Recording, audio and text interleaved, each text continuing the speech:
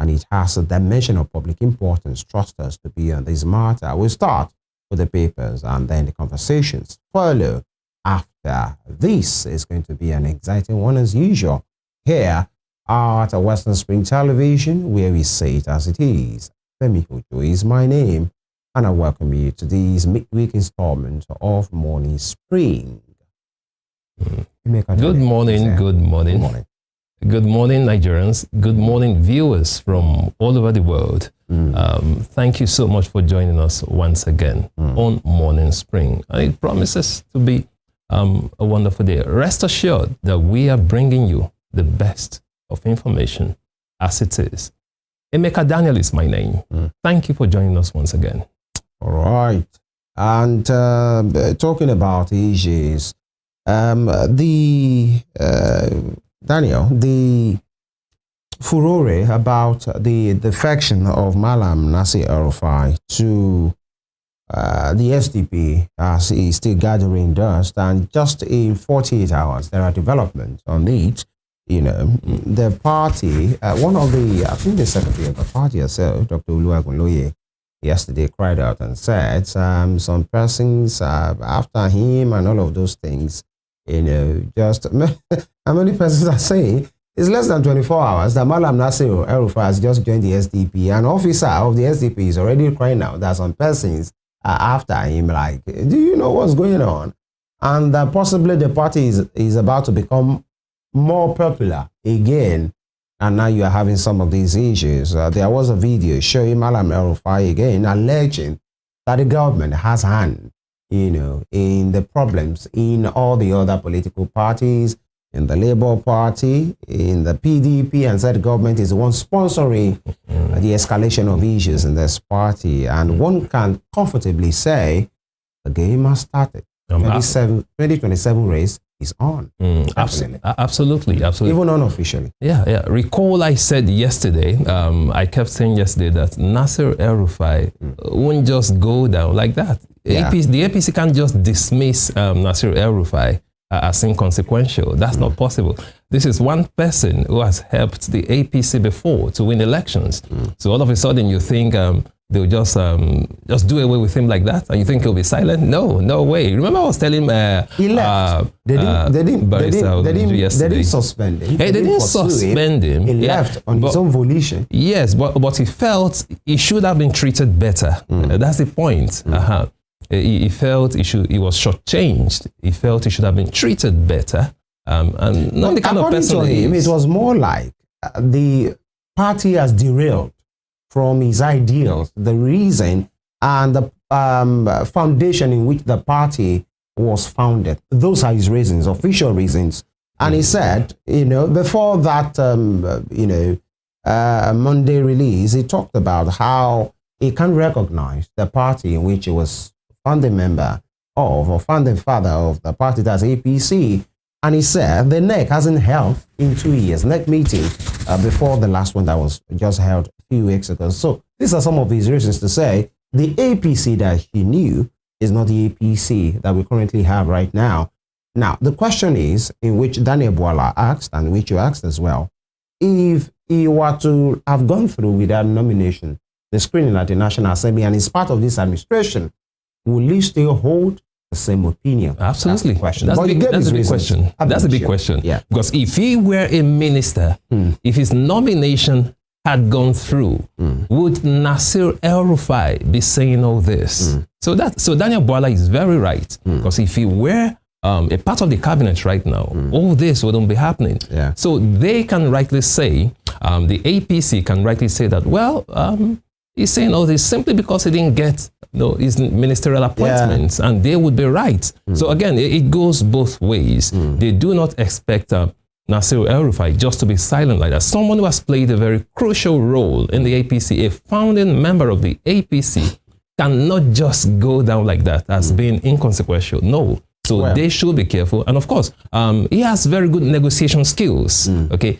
he has the ability to woo people. So let's just see the caliber of people he's going to woo. That skill of his that you're talking about now is not an exclusive skill. Yes. He's not the only one. Absolutely. Who can do that? The president can do that better. Didn't start with APC. And, you know, he might be a founding member of the APC, but then there are other persons as well who collapsed their structure. Nasir El-Rufai is from the CPC block. Now, there are some persons who came from the ACN block. That's the President Shiwaju block. There are some persons who came from the new PDP block, the Bukola Sarakis. There are some persons who came from the AMPP block. So he's not the only one who possibly built APC, and he's not the only one with that kind of skill. You know, give the president his due when it comes to politics. I think he plays it better than any, and he has the vast experience. He has been governor, he has been senator, he has been national leader, an unofficial part. Unofficial office of the party, just to recognize his contribution to him. But then, interesting. Yeah, absolutely. And apart from that, again, why should Nigerians believe Nasir El-Rufai now? How do you mean? I mean, why should he left a party before?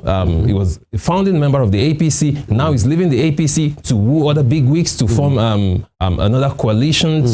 Why should we believe him?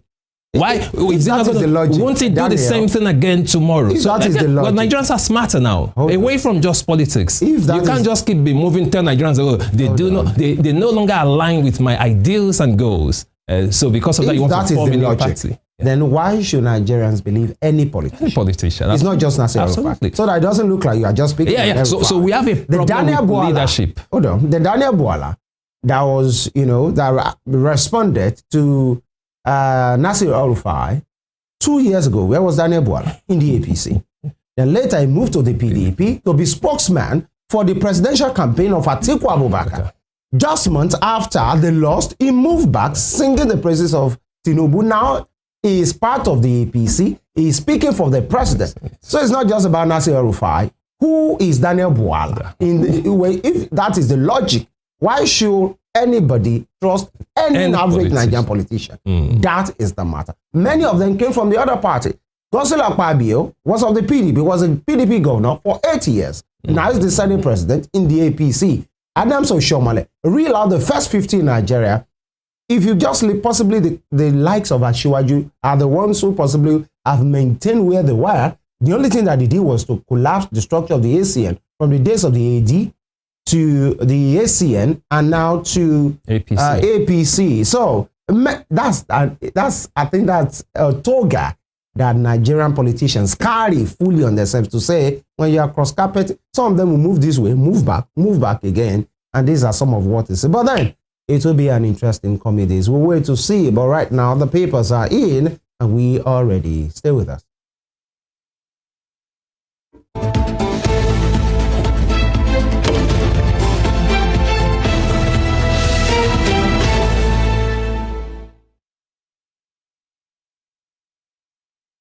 All right, we'll kickstart the newspaper segment this morning from the Daily Trust. The Daily Trust newspaper is our first point of call, and it has these big bold line on its front page. All right, tax reform bills. Reps Committee proposes major changes. Tax reform bills. Reps Committee proposes major changes. All right. With riders drops VAT increase, modifies inheritance tax, drops VAT increase, modifies inheritance tax, and sustains funding for TED Fund, NITDA, and ASENI. All right. And that is one controversial, bills there. 4 of them, and the most controversial is that has to do with the VAT. Now moving on, and this one is on a very sad note. Meningitis kills 26 in Kebbi, 1 in Sokoto. Meningitis kills 26 in Kebbi, 1 in Sokoto. Live, that is sad news there. 27 killed. That is 26 in Kebbi, 1 in Sokoto. These are neighboring states. We should do better. Let government agencies come to the rescue and let them do the needful. Let the people be educated on what to do. Now, Life expectancy in Nigeria now 54.6 years, below global average. Life expectancy in Nigeria is now 54.6 years below global average. I think this is the part where Nigerians will say, God forbid, the way we say it around here, but that is just the scientific research. Life expectancy less than 55 years. That's 54.6. And Tinubu, this one is on the bottom strip. Tinubu to Fubara implement Supreme Court judgment. Tinubu to Fubara implement Supreme Court judgment. The president had a meeting with some leaders of the South, especially the Pandev yesterday, and he spoke on a range of things. Maybe that is where this particular advice came from. That will be all from the Daily Trust for today. Moving on to the Guardian newspaper this morning, let's take a look at some of the stories making the headlines on the Guardian newspaper. Federal government may scale down concrete road projects over 73% spike in costs. Federal government may scale down concrete road projects over 73% spike in cost. And you can find that story on page 6 of the Guardian newspaper this morning. Moving on to other stories on the Guardian. Reps want new ATM charges suspended.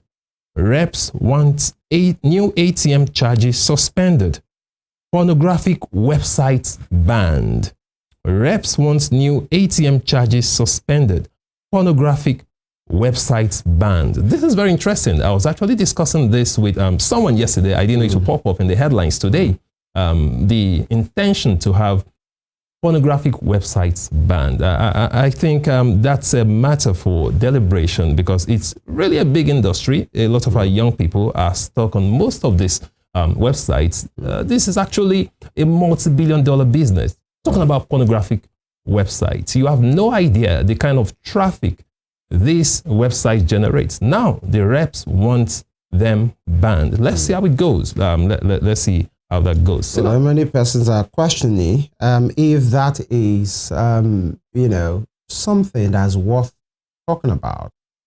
Many persons will think there are more salient and pressing, you know, concerns that affect Nigerians than, you know, expending time and resources on pornographic sites. I don't buy that. I don't encourage it. I'm not saying it's not worth talking about, but maybe the Senate, I mean, the House of Reps, because it happened at the House of Reps, can put their energy on something else. Some will see it as being frivolous.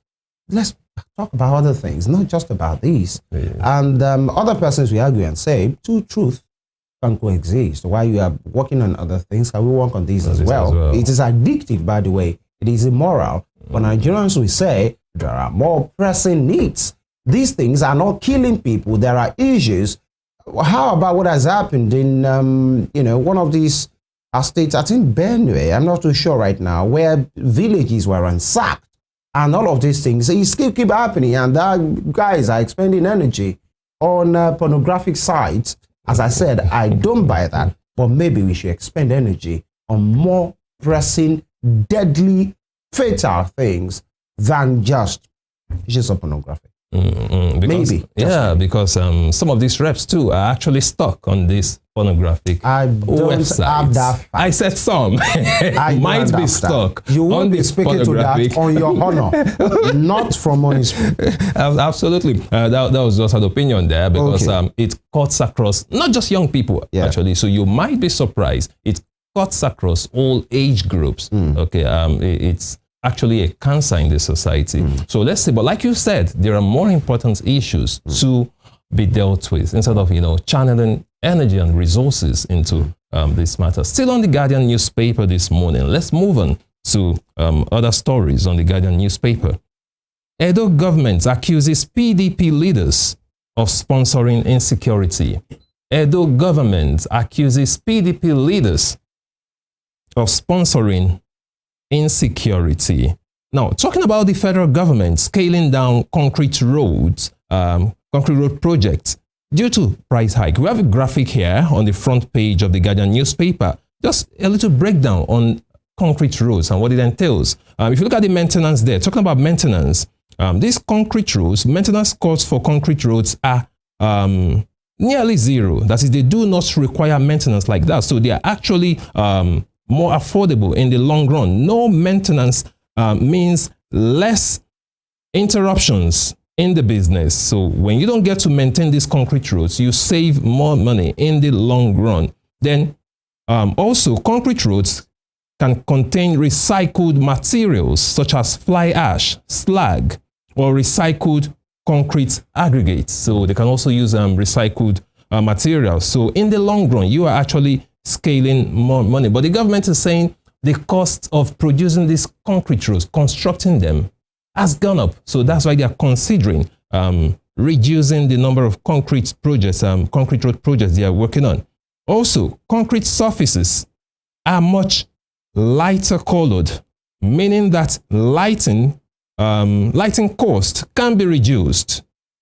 You can eliminate 3 of 10 light, sorry about that, light fixtures and still serve, have the same level of lighting. So that's what they're talking about there. Talking about lighting, this is very important. Most of our roads are not well lit. So the concrete roads will actually save the cost of lighting as well. I mean, it serves as an advantage. If the roads are not properly lit, the concrete roads are lighter. So in the long run, this graphic is just to show that in the long run, the concrete roads are still preferable compared to other kinds of roads. Moving on to other stories on the Guardian newspaper this morning. Fubara amid impeachment threats, Tinubu charges Niger Delta leaders on peace, rule of law. Fubara amid impeachment threats, Tinubu charges Niger Delta leaders on peace, rule of law. You can read up that story on page 6, yes, of the Guardian newspaper. You will recall that yesterday the president, the Asovila, met with some Niger Delta leaders. The PANDEF, the group that was formerly led by the late elder statesman, Chief Edwin Clark, may so rest in peace. So the president met with the group yesterday, of course, to talk about peace. And also, I believe, it has to do with the production of crude oil in the nation, because we are having some challenges now. Dangote is claiming not to be getting the required amount, the required quantity of crude oil in the deal they signed. Recall that Nigeria is producing only about 1.7 million barrels of petrol. Yes, I know. And for them to actually meet the supply needed to honor that contract, the 6-month contract signed by the government and Dangote, Nigeria might need to be, according to experts, to be producing up to 2.5 million barrels. So I guess those were part of the things he was discussing with the Niger Delta leaders yesterday at Aso Rock. Moving on to other stories on the Guardian newspaper this morning. Reps direct Nigerian army to release reports on Ukwama killing. Reps direct Nigerian army to release reports on Ukwama killing. You can see that story on page 29 of the Guardian newspaper. Nigeria's oil production drops as country earns $3 billion in February. Nigeria's oil production drops as country earns $3 billion in February. You can see the news on page 3. You can read up the rest of the story on page 3 of the Guardian newspaper. Moving on to other stories on the Guardian newspaper. On the bottom strip, we have Oando expands Caribbean footprint. I beg your pardon. This is not so clear here. So I'll leave that story for now. On the bottom strip of the Guardian newspaper, diphtheria outbreak. Lagos begins mass vaccination at King's College. Diphtheria outbreak. Lagos begins mass vaccination at King's College. And that will be all from the Guardian newspaper this morning. All right, from the Guardian, I will quickly go to The Tribune for today, the Tribune newspaper, Rivers crisis, Tinubu wants court rulings respected with riders. Says if we lose Niger Delta, we lose the golden egg. Another rider says Rivers crisis may have national consequences. Pandef. Fubara says he is prepared to fully implement Supreme Court judgment. Confesses past 16 months has not been easy. Obviously. And protest rocks on over abduction over Northern 9 surveyors. These are some of the issues that needs very quick and urgent intervention, and not just, you know, some kind of concern about other things. Osun LG crisis. APP files contempt proceeding against APC LG chairman. Another development brewing there. Block all pornographic websites in Nigeria. Reps tell NCC. Okay, and away from that, you can see the picture of what happened at the $10 bridge, which went on fire again. A situation there, rather. And scene of a DAF gas tanker that exploded on the bridge last night, affecting a church, a bungalow, and 4 vehicles. That is part of what was seen at that bridge. That bridge, the moment you hear a $10 bridge, you just want to feel what has happened again. I don't know. Maybe, I think there is something about that bridge. Yeah, you know, many persons have talked about the way it's situated, the way it's, the significance of that bridge in that particular place, and maybe we need to do something on it. But moving on. ECOWAS activates standby force to fight terrorism, and Supreme Court upholds Ayedatiwa's victory and dismisses Ajayi's case, and 68 million poor Nigerians captured in National Social Register. These will always be debatable. Who do the registration? Who did it? Now, U.S. Mission Nigeria reaffirms robust relationship with EFCC. And you can have the picture to that effect. That will be all from the Nigerian Tribune. Moving on to the Punch newspaper this morning. Let's look at some of the stories on the Punch newspaper. Anger over herders' deadly attacks on Ondo, Benue, Nasarawa. 30 killed. Anger over herders' deadly attacks in Ondo, Benue, Nasarawa. 30 killed. That's quite unfortunate. With a rider, Ondo protesters, regents attack government over killings. Benue local government secretariat, palace razed. That's an interesting one. Talking about insecurity in that region, I think the government should do more, because people are beginning to protest. And of course, they do have the right. As Nigerians, the right of life is very important. So they are calling on the government to do something about the state of insecurity in that region. And I think it's high time we solve this problem of herders once and for all. So I really hope the government looks into that. On the top strip, we have this story. Natasha takes face-off with Senate to United Nations. Natasha takes face-off with Senate to the UN. You can read up that story on page 32 of the Punch newspaper. Moving on to other stories on the Punch newspaper. ECOWAS defense chiefs activate standby force. Niger, Mali, and Burkina Faso. ECOWAS defense chiefs activate standby force. Niger, Mali, and Burkina Faso. You would recall that those 3 countries, Niger, Mali, and Burkina Faso, pulled out of ECOWAS in January. Now they are trying to woo them to come back to the community to make them stronger. And they're also trying to, you know, have a standby force for ECOWAS. And I think that's a good one. I think that's a good one, because the importance of these 3 countries in ECOWAS cannot be overemphasized. Moving on to other stories on the Punch newspaper this morning. On the bottom strip, we have marketers project 800 naira per liter, I beg your pardon, as imported petrol cost drops. Marketers project 800 naira per liter as imported petrol's cost drops. You can read up the rest of that story on page 33 of the Punch newspaper. 5 billion naira vehicle purchase deepens Obasa-Meranda feud. 5 billion naira vehicle purchase deepens Obasa-Meranda feud. That's talking about the feud in the Lagos State House of Assembly. You can read up the rest of that story on page 25 of the Punch newspaper this morning. Tinubu meets Niger Delta leaders. Fubara plans meeting with pro-Wike lawmakers. Tinubu meets Niger Delta leaders.